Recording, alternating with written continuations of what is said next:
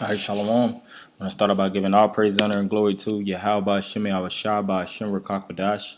Double honor to the apostles and elders of Great Millstone. And Shalom to all the Akim out there pushing the word of sincerity and in truth. And, I'm just going to go into this individual, well, really not an individual, but this idol, this false idol that was set up by Esau, the so-called white man, to deceive our people way back then. Because, history always, tends to repeat itself. As it is written in Ecclesiastes, there's nothing new under the sun. Our people are worshiping Jesus Christ, white Jesus. They got Jesus all over the houses, Jesus pieces, Jesus tattoos, everything is pertaining to sweet Jesus.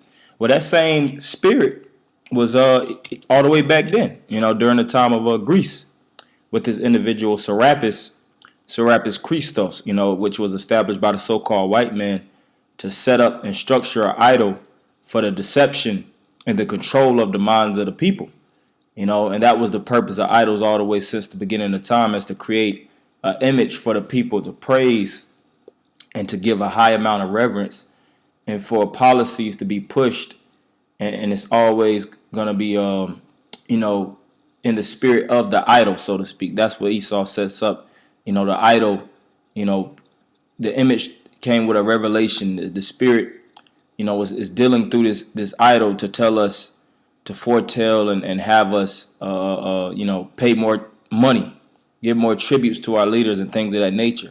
And that was Esau's psychological control. And that's the same thing that's going on now. Through the image of Jesus Christ, it's what it's doing, putting our people in a passive state. Turn the other cheek, don't ever fight. And come against the so-called white man. Because Esau will select certain scriptures through the scriptures, and he'll actually have you worshiping and praising the image rather than going into the scriptures and learning yourself. Because when you learn and you gain and elevate in understanding, you see what spirit that you're actually fighting, and the main one is the image that Esau is structuring. That's why during the time of kings, all throughout the Old Testament, one of the things when we raised up, what would we do? Destroy the idols and kill the people that actually structure these idols. And it's going to be the same thing now. So, without further ado, I'm just going to jump into it with this individual Serapis. Serapis is a Greco-Egyptian deity. The cult of Serapis was introduced during the 3rd century BC on the order of Pharaoh Ptolemy, the first Soter of the Ptolemaic kingdom. Right. So Ptolemy, first thing he did was got control of Egypt, which Ptolemy, of course, was an Edomite. The Ptolemaic dynasty was warring against the Seleucid Empire, after Alexander's death. But Ptolemy wanted to control Egypt. All right, control those Hamites. So what did he do? He set up the image of Serapis. All right, which Serapis is a mixture of Serapis and Apis the bull, and that's where you have a so-called Serapis Christos, the image that you have here. And it's the same image today. The same, matter of fact, let me get this picture. Same thing today. You can see the same facial features, the complexion, the stringy dog here. Because Esau is going to set up his idol, the image of his people, to have you worship him. He's not going to have you worship the true power. All right, and that's why even this was for control in Egypt. They didn't set up an Egyptian god. They set up the so-called white man for the Egyptians to worship. All right, so it says, as a means to unify the Greeks and Egyptians in his realm. So this was what? For control, to unify the Greek and Egyptians. And doesn't this image of Jesus Christ unify the Israelites and the so-called white man?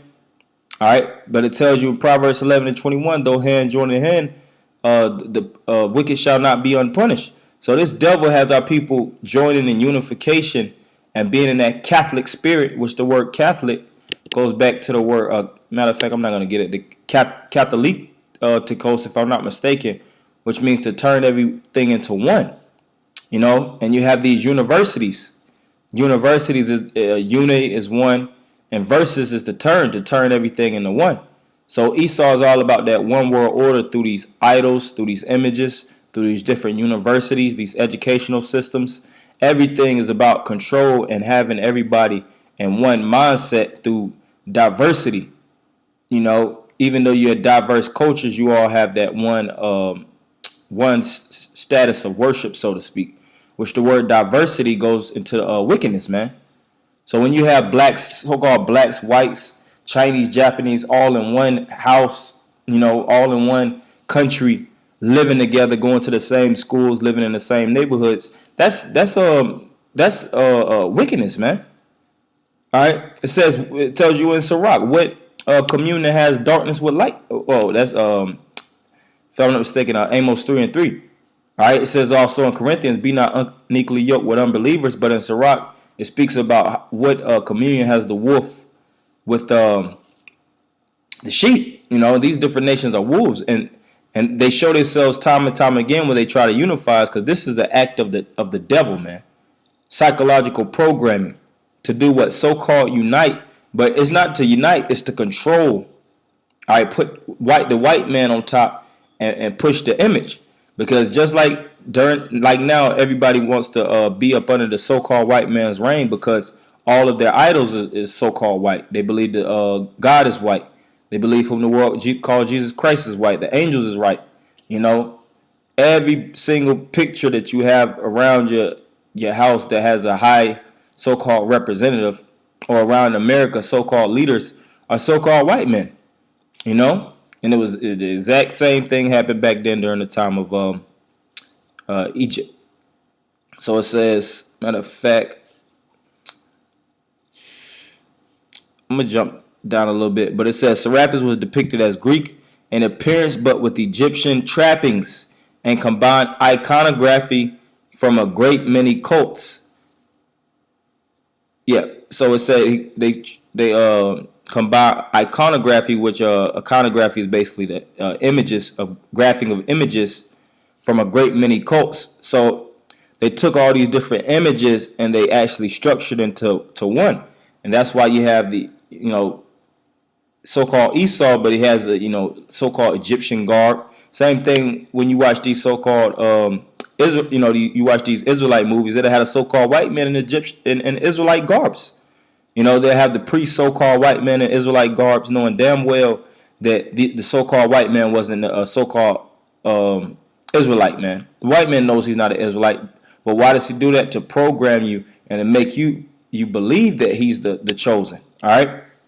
Same thing back then. It says Serapis was depicted as Greek in appearance, but with Egyptian trappings, and combined iconography from a great many cults, signifying both abundance and resurrection. Though Ptolemy I may have created the official code of Serapis and endorsed him as patron of the Ptolemaic dynasty in Alexandria, Serapis was a syncretistic deity derived from the worship of the Egyptian Osiris and Apis. Yeah, that's the mixture. Excuse me, I said Serapis and Apis. It was Osiris and Apis the bull. And also gained attributes from other deities such as chthonic powers linked to the Greek Hades, which is of course the devil, and Demeter, and benevolence linked to Dionysus. So basically, Serapis was a mixture of multiple deities, and they made him like a super god. They put him, they mixed him with Hades, they mixed him with Demeter, and they mixed him with Dionysus. All right, and that's where you have Serapis Christus, and that's where you have the image of course, Jesus Christ on today. Now, of course, the scriptures is the truth. All right, whom the world called Jesus Christ, his true name is Yahweh Shai. He did truly walk 2,000 years ago. He did rise from the dead, and that is the Lord and Savior. But Esau will put an image. This is the false narrative that's been pushed and promoted amongst our people. And I just want to read this little thing under the Code of Serapis. The Code of Serapis was introduced during the 3rd century BC under orders of Pharaoh Ptolemy I Soter of the Ptolemaic kingdom, as a means to unify the Greek and Egyptians in his realm. A Serapeum was any temple or religious precinct devoted to Serapis. Right, so they had a Serapeum. Matter of fact, let's see if I can get the Serapeum. But yeah, here it is. The remains of the Serapeum of Alexandria, which the Serapeum was the temple of worship. And what's the modern day temple of worship? Acts, matter of fact, Acts 7 and 48. The temple, these different churches, and it says that the Lord dwelleth not in temples made by hands, because these temples were all for the worship of what? Serapis and these Greco-Egyptian gods. So it says that Serapeum of Saqqara is located northwest of the pyramid of Doja at Saqqara, a necropolis near Memphis in Lower Egypt. It was a burial place of Apis, the bull, sacred bulls that were incarnations of Ptah. It was believed that the bulls became immortal and after death as Osiris Apis, a name shortened to Serapis, in the Hellenic period. Right, so it was during the time of Hellenization when the so-called white man controlled and dominated, and his whole thing was to do what? Break up the minds of the people. It even tells you that in Maccabees, because the Maccabees was during the time of the Hellenization.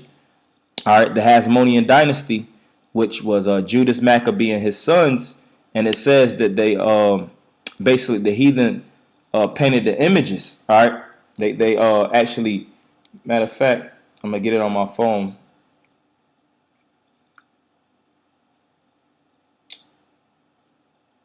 Bear with me.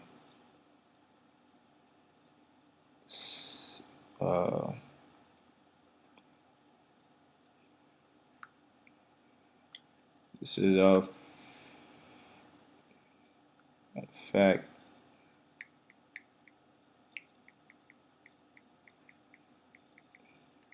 I'm going to read this first. This is Wisdom of Solomon 14 and 12.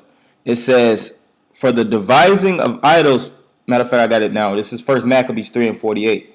And laid open the book of the law wherein the heathen had sought to paint the likeness of their images. So the heathen opened the book of the law, which is the scriptures, and they painted the likeness of their images. All right. They made the Most High after their likeness and their image instead of the likeness of the Israelites. All right. And that's the so-called white man controlling you through what? Idols, images. It's Wisdom of Solomon 14 and 12. For the devising of idols was the beginning of spiritual fornication, and the invention of them the corruption of life. So the creation of these idols was the beginning of us fornicating and actually going after strange gods that didn't have anything to do with us. It says, for neither were they from the beginning, neither shall they be forever. For by the vainglory of men, for by the vainglory of men they entered into the world, and therefore shall they come shortly to an end. Right, so Yahweh Shem Yahweh Shai is going to end all these different things because it's all vanity. All right, there's no breath. This image can't give you counsel. You can't talk to this image and get a blessing. All you're going to do is get a curse. Because this image is filled with demons, man. You got all these different people, thousands and if not millions of people that praised this image back then, and you got millions of people that praise this image now. And this image is the reason why people are in such a passive, naive, lower state, because they committed fornication, spiritual fornication, and it corrupted their life, meaning it destroyed their spirit instead of worshiping the true power that you can't see physically with the naked eye. We worship Yahweh Shem Yahweh Shai in spirit and in truth. This is Psalms 96 and 4. For the Lord is great and greatly to be praised. He is to be feared above all powers. For all the gods of the nations are idols, but the Lord made the heavens. Right. It says for all the gods of the nations are idols. They're just images, man. They like I said, they don't see, they don't hear, they don't have breath. All right, and it goes back to the Hebrew word alayal, which is of nothing, good for nothing, worthless. So these images have no value. They're good for nothing. But you have people that spend billions upon billions of dollars, going to these temples just to worship and see these images, man. In the Serapeum, all right, same thing with these different Christian, Catholic, Methodist, Seventh-day Adventist churches, all through the spirit of worship and sweet Jesus. And that's why Yahweh Shem Yahweh Shai is going to come back and totally vanquish this play, because our people are going off. But that's the main thing I wanted to go into, is the going into the origins of whom the world, well, really not whom the world, but Jesus Christ. Excuse me, that was a slip of the tongue. Jesus Christ, which of course we know who the true Lord is. The Lord and Savior is Yahweh Shah, but this is the picture that was set up by the so-called white man to deceive. So I want to end it by giving all praise, honor, and glory to Yahweh Ba'Shem Yahweh Shah Ba'Shem Rakakodash. Double honors to the apostles and elders of Great Millstone, and Shalom.